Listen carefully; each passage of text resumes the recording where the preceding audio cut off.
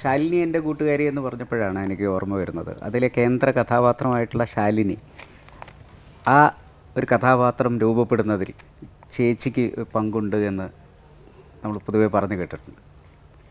എൻ്റെ ഒരു ഫ്രണ്ടിൻ്റെ കഥയല്ല, ഫ്രണ്ടാണെങ്കിലും മോഡൽ. ആ കുട്ടി ഇപ്പോഴും ജീവിച്ചിരിക്കുന്നുണ്ട്. ആ കുട്ടിക്ക് യാതൊരു അസുഖവും ഇല്ല. ഞാനെപ്പോഴും ആ ഫ്രണ്ടിൻ്റെ ബാക്ക്ഗ്രൗണ്ട്, അവൾ ജീവിച്ചതും അവളുടെ അച്ഛൻ, ഫാമിലി, അതിനെക്കുറിച്ചൊക്കെ അത് എന്നോട് പറഞ്ഞിട്ടുണ്ട്. ARലിരിക്കുമ്പോൾ ഞങ്ങൾ സംസാരിക്കുന്നതിൻ്റെ കൂട്ടത്തിൽ ഇത് സംസാരിച്ചിരുന്നു. അപ്പം അത് പാർവതിക്കുട്ടി എന്നുള്ള പേരിൽ ആദ്യം ഓൾ ഇന്ത്യ റേഡിയോയിൽ വന്നു.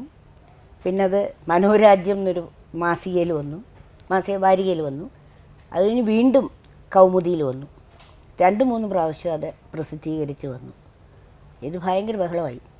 എൻ്റെ ഏറ്റവും അടുത്ത പേര് പോലും ഈ കുട്ടിയുടെ മാത്രം പേര് പാർവതിക്കുട്ടി എന്നാക്കി. ബാക്കി ഞാനൊക്കെ അതിൽ കഥാപാത്രങ്ങളാണ്. ഞങ്ങളുടെയൊക്കെ പേര് അതുപോലെ തന്നെ ഇട്ടിട്ട് അമ്മുക്കാശ് എന്നൊരു കഥാപാത്രം ഉണ്ടല്ലേ, അതെൻ്റെ ഏറ്റവും അടുത്ത ഫ്രണ്ടാണ്. ആ പേരും മാറ്റിയില്ല. ഈ പേര് അമ്മുക്കാശ് എന്നുള്ള പേര് കണ്ടുകൊണ്ടേ നാട്ടുകാർ മുഴുവൻ അത് ശ്രദ്ധിച്ചു. വായിച്ചപ്പോൾ അവർക്കറിയുന്ന കഥയാണ്.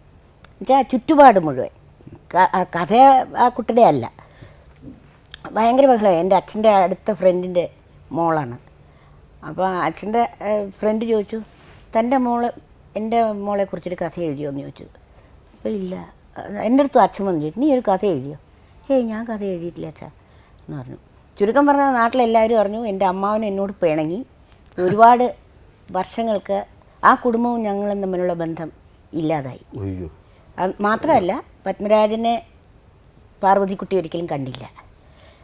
പത്മരാജൻ മരിച്ചപ്പോൾ ആ കുട്ടിയും ഹസ്ബൻഡും മക്കളും എല്ലാവരും കൂടെ എന്നെ കാണാൻ വന്നിരുന്നു. അങ്ങനെ ഇപ്പോഴും പക്ഷേ ഞങ്ങൾ ഫോൺ ചെയ്യാൻ സംസാരിക്കാറും കാണാറും ഒക്കെ ഉണ്ട്. ഇവിടെ എല്ലാം ബോംബെയിലാണ്. ജീവിച്ചിരുന്ന കാലഘട്ടത്തിൽ കണ്ടിട്ടില്ല. ഇല്ല, പത്മരാജനെ കണ്ടില്ല.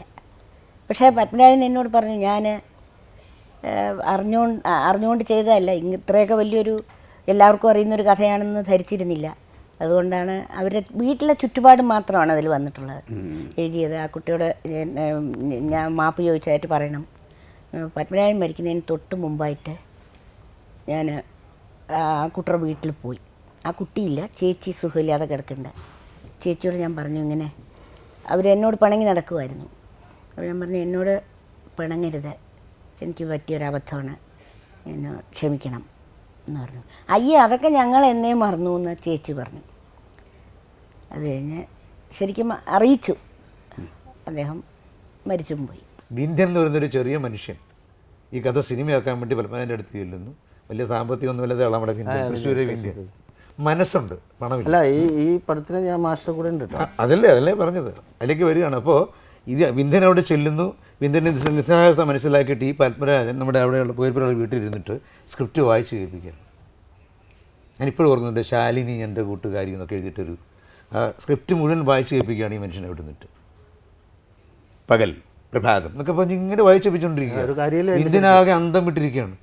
കാരണം ഇത് മുഴുവൻ വായിച്ച് കേൾപ്പിച്ചിട്ട് ഈ പടത്തിൻ്റെ വിജയം എന്ന് പറഞ്ഞാൽ ഈ കലാലയത്തിലുള്ള വിദ്യാർത്ഥികളും വിദ്യാർത്ഥിനികളൊക്കെ മരണം വരെ പാടുന്നൊരു പാട്ടുണ്ടായി. മരിച്ചു കഴിഞ്ഞും പാടുന്നുണ്ട് പലരും. ആ ഒരു പാട്ടുണ്ടായി.